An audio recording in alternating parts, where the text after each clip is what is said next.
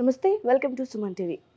2025 నూతన సంవత్సరంలో ద్వాదశ రాశుల వారికి ఏ విధంగా ఉండబోతోంది?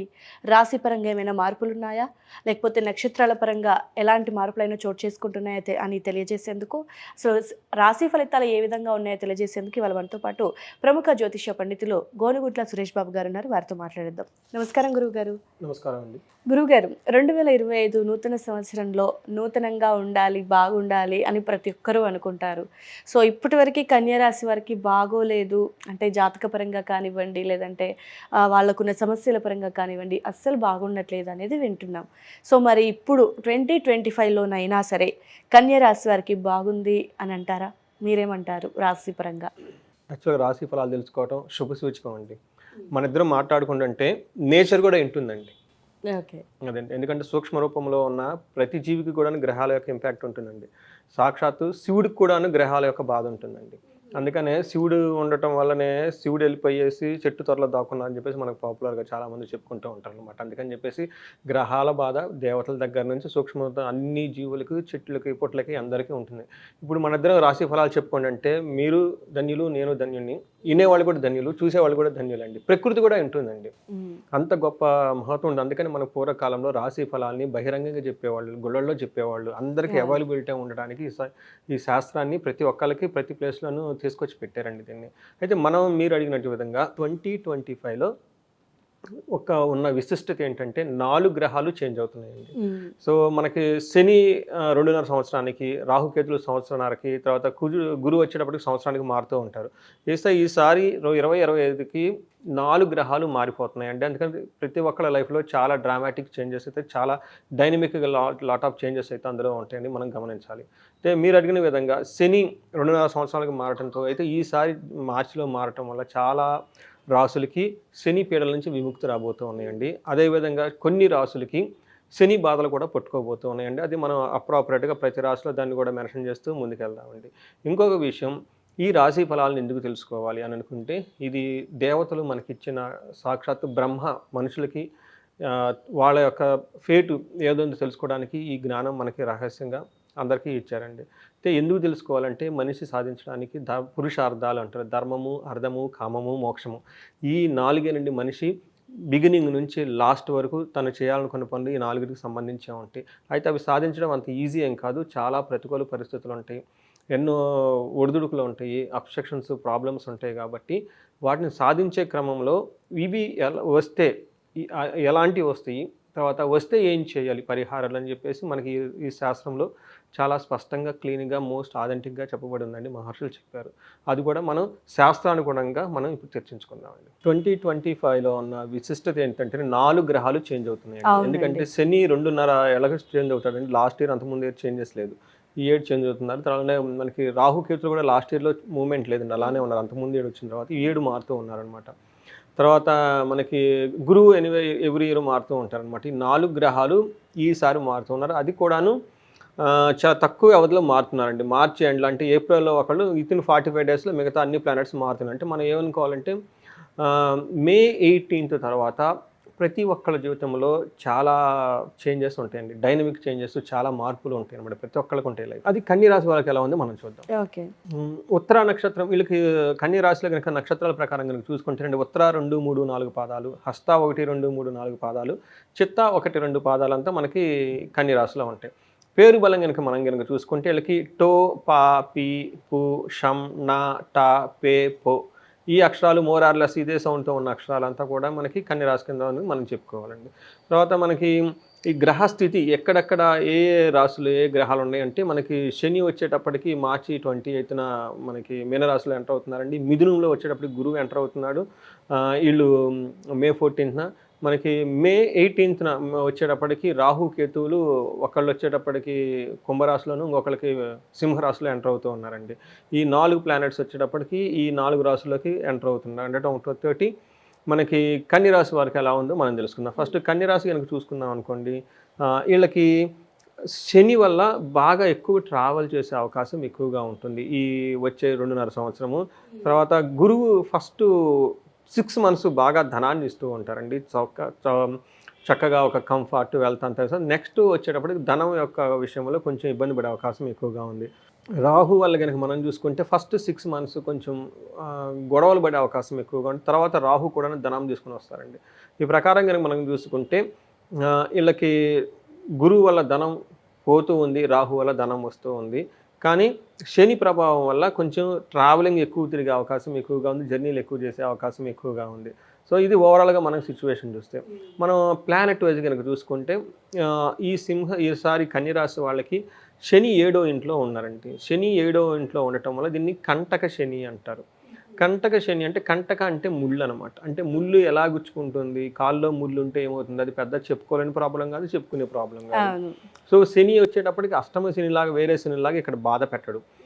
కానీ అది కాల్లో ముళ్ళు ఉంటే ఎలా ఉంటుంది, అది డేంజర్ కాదు, అలానే సౌఖ్యంగా ఉండలేము, ఏదో ఎక్కడో ఒకసారి గుచ్చుకున్నట్టు ఒక ఫీలింగ్ అయితే కంప్లీట్ శని చేస్తాడు. అందుకని ఈ శనిని కంటక శని అంటారనమాట. ఇక్కడ ఎలాంటి ప్రాబ్లమ్స్ ద్వారా అంటే వ్యాధి పీడం ప్రవాసాంచ అంతఃక్లేశ మహద్భయం అర్ధనాశం మనస్తాపం సప్తమస్థాన శనీశ్వరో అని చెప్తూ ఉంటారు. దాని మీనింగ్ ఏంటంటేనండి, ఒకటి హెల్త్ ప్రాబ్లమ్స్ అన్నా వస్తాయి, లేదా వేరే ప్లేసుల్లో ఉండే అవకాశం ఎక్కువగా ఉంది. ప్రవాసం అంటే ఇక వేరే ప్లేస్లోకి వెళ్ళి అక్కడ ఇబ్బంది పడతారు. వీళ్ళు ఫారిన్ వెళ్తారు, అక్కడ ఇబ్బంది పడతారు. ప్రమోషన్ ఏదో వచ్చేస్తుంది, వేరే ప్లేస్కి వెళ్తారు, అక్కడ ఇబ్బంది పడతారు.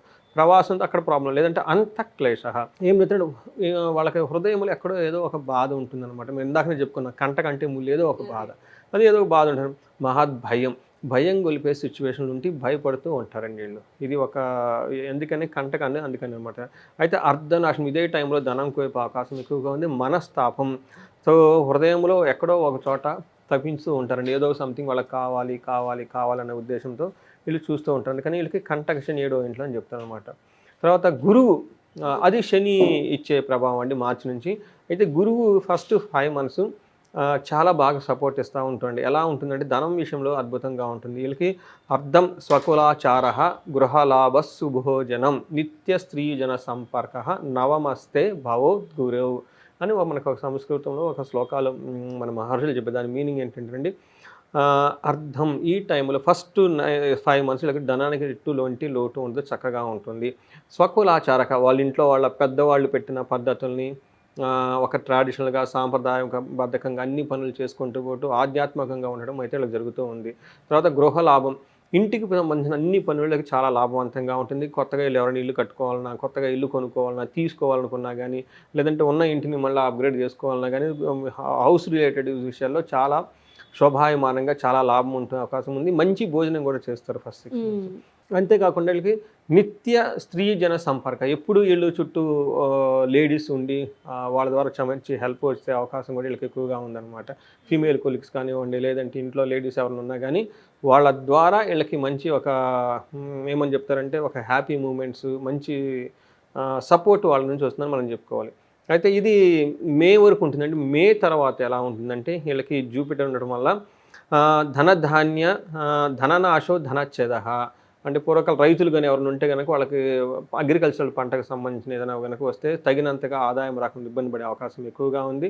తద్వారా ధనం కూడా కోల్పోయే అవకాశం ఎక్కువగా ఉంది. వృధా సంచారం అంటే వృధాగా తిరుగుతూ ఉంటారన్నమాట. అంటే ఏదైనా పని మీద బయటకు వెళ్తే ఎన్నిసార్లు బయటకు వెళ్ళినా కానీ ఆ పని కాదు వాళ్ళకి. తర్వాత భయం గొలిపే అవకాశం ఎక్కువగా ఉంది. స్వజనైర్దూషణం అని చెప్తారంటే వాళ్ళ ఇంట్లో తెలిసిన వాళ్ళే వెళ్ళి దూషిస్తూ ఉంటారు అని చెప్పేసి మనకి గురువు వారు తెలుస్తూ ఉంటుంది. తర్వాత మనకి రాహు గనక చూసుకుంటే రాహు కూడాను ఫస్ట్ 5 months నెగటివ్ రిజల్ట్స్ ఇస్తుంటే తర్వాత చాలా మంచి రిజల్ట్స్ ఇస్తున్నారని చెప్పుకోవాలన్నమాట. చూసుకుంటే వీళ్ళకి రాహు ఫస్ట్ ఎలా ఉంటుంది, సర్వధన ధాన్య స్వల్పం, అంటే ఏదైనా కనుక పని చేస్తే అందులో డబ్బులు ద్వారా కొంచెం ఆదాయం ఉంటుంది. తర్వాత ధాన్యంలో కూడా కొంచెం ఆదాయం ఉంటుంది. ఎక్కువగా కష్టాన్ని తగినంత ఆదాయం రాదనమాట. కష్టం అయితే బాగా పడతారు కానీ అలానే లాస్ కూడా రాదు. ప్రాఫిట్స్ వచ్చేటప్పటికి కొంచెం వస్తూ ఉంటాయి అన్నమాట. తర్వాత గమన వృధా, ఎక్కడికైనా బాగా తిరుగుడు ఫారిన్కి వెళ్ళినా, ఇంకో చోటకి వెళ్ళినా, అవుట్ స్టేషన్కి వెళ్ళినా కానీ దాని ద్వారా వీళ్ళకి లాభం అయితే ఉండదు అని చెప్పేసి మనకి రాహు 7వ ఇంట్లో వల్ల జరిగిందనమాట. అయితే వీళ్ళకి ఇక్కడ ఒక గేమ్ చేంజర్, ఓకే, ఒక పాజిటివ్ న్యూస్ ఇక్కడికి రాబోతుంది. ఏంటంటే వీళ్ళకి రాహువు మే 18 తర్వాత 6th హౌస్లోకి రాబోతున్నారండి. 6th హౌస్లో రాహు వీళ్ళకి విశేషంగా చక్కగా బాగా కలిసి వస్తుందని చెప్పుకోవాలి. ఎలా కలిసి వస్తుందంటే మనోధైర్బుద్ధి వృద్ధిం రిపునాశనం సదాశవం, అంటే వీళ్ళకి మనస్సులో చాలా ధైర్యంగా ఉంటారు. బుద్ధి చాలా మైండ్ చాలా ఫాస్ట్గా ఉంటుంది. వీళ్ళకి అప్పటిదాకా శత్రువులు ఎవరైనా ఉంటే కనుక వీళ్ళకి శత్రువులు బాధ పోతుంది. ఎప్పుడు మంచి శుభంగా ఉంటారు అని చెప్పేసి మనకి తర్వాత వీళ్ళకి గోలాభము, భూలాభము, తర్వాత శత్రు లాభము, ఇన్ని రకాల లాభాలు చూపిస్తూ ఉంది. కాబట్టి మనం చూసుకుంటే ఈ 3 గ్రహాల స్థితిని బట్టి మనం గనక చూసుకుంటే వీళ్ళకి ఒక 60% బాగుంది, ఒక 40% ఛాలెంజింగ్గా ఉంది అని చెప్పాలి. ఇంకా నేనేం చెప్పాను, 65% చాలా బాగుంది, ఒక 35% మాత్రం చేంజ్ ఛాలెంజింగ్గా ఉంది అనేసి మనం చెప్పుకోవాలి. ఓకే గురుగారు, మరి రాశి పరంగా చెప్పారు. సో నక్షత్ర పరంగా రాశి వారికి ఎలా ఉండబోతుంది అంటారు? సో నక్షత్రం ప్రకారం కనుక చూసుకుంటే మనకి ఉత్తర ఫాల్గుని నక్షత్రం వాళ్ళకి చాలా పాజిటివ్ పాయింట్స్ ఉన్నాయి. ఫస్ట్ వీళ్ళకి పట్టాభిషేకం, జాబ్లో ప్రమోషన్స్ ఖచ్చితంగా వచ్చే అవకాశం ఎక్కువగా ఉంది. ఇది కూడా జూలై 20 లోపునే చాలా అనుకూలంగా ఉంది. ఈ డేట్స్ గుర్తుపెట్టుకోండి, ట్రై చేయండి. తర్వాత వీళ్ళకి ధనవృద్ధి చాలా బాగుంటుంది, సుఖం ఉంటుంది, కంఫర్టబుల్గా ఉంటుంది. తర్వాత వీళ్ళకి రాజ్య సమాన సౌఖ్యము, జూన్ నుంచి డిసెంబర్ ఎండ్ వరకు రాజ్య సమాన సౌఖ్యం అని చెప్పేసి చాలా వీళ్ళ చుట్టూ ఉండే వాతావరణం అంతా చాలా లగ్జరీగా కంఫర్టబుల్గా అయితే ఉండే అవకాశం ఎక్కువగా ఉంది. అయితే వీళ్ళకి ఛాలెంజెస్ కొన్ని ఉన్నాయండి. ఆ ఛాలెంజెస్ ఏంటంటే ఫస్ట్ ఛాలెంజ్ వీళ్ళకి జూన్ 14 వరకు మరణము, లేదంటే హెల్త్కి సంబంధించి కానివ్వండి, లేదంటే ఏదో ఒక కోల్పోతాము, పోతాము, అసలు అవసరమా అని ఒక ఇరిటేషన్ ఉండేసి మరణ భయంతో ఎక్కువగా ఉంటారు. అయితే వీళ్ళకి 2024 ఇయర్ అంతా కూడా ఏదో ఒక విషయంలో భయపడుతూ ఉంటారండి ఈ ఇయర్లో. సో అది ఉత్తర ఫాల్గుని నక్షత్రం వాళ్ళు. మనకి హస్త నక్షత్రం కనుక చూసుకుంటే వీళ్ళకి సంపదలు బాగుంటాయి, ధనవృద్ధి ఉంటుంది, సుఖం ఉంటుంది, ఖచ్చితంగా ప్రమోషన్స్ అయితే వచ్చేస్తాయండి. ఈ ప్రమోషన్స్ వచ్చేటప్పుడు కొంచెం ఛాలెంజెస్ తీసుకొని వస్తాయి. ఆ ఛాలెంజెస్ ఏంటంటే ఒకటి భయపడుతూ ఉంటారు. ఈ భయం కూడాను అక్టోబర్ మంత్, ఏప్రిల్ నుంచి అక్టోబర్ మధ్యలో ఈ 2-3 మంత్స్లో వీళ్ళకి చాలా ఇన్సెక్యూర్గా ఫీల్ అయిపోయేసి భయంగా ఉంటారు. అయితే వీళ్ళకి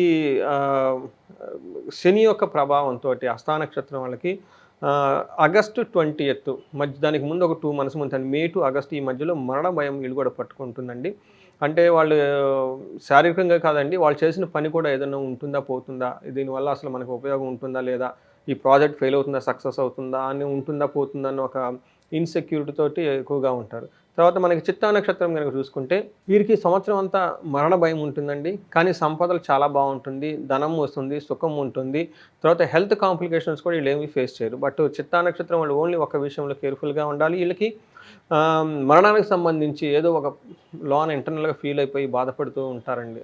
అది ఈ విషయాన్ని గమనించుకోవాలండి. ఓకే గురువు గారు, సో ఓవరాల్గా కన్యరాశి వారికి ఒక 65% బాగుంది అన్నారు. అంటే మరి ఇంతకు ముందుతో గతంతో పోలిస్తే ఈ ఏడాది కాస్త పర్వాలేదు, బెటర్గా ఉంది అని అనుకోవచ్చు. సో గురుగారు, మరిన్ని వాళ్ళకు ఇంకొన్ని భయం కానివ్వండి, సమస్యలు ఉన్నాయి కదా, సో ఆ సమస్యల్ని దూరం చేసుకోవడానికి ఎలాంటి పరిహారం చేసుకుంటే ఈ కొత్త సంవత్సరంలో వాళ్ళ జీవితం కొత్తగా ఉంటుంది అంటారు, తెలియజేస్తారా?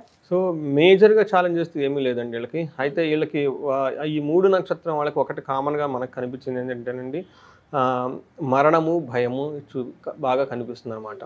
సో ఇది పోగొట్టుకోవడానికి వాళ్ళకి మన్యు పాశుపత హోమం కనుక చేసుకున్నా చాలా బాగుంటుంది.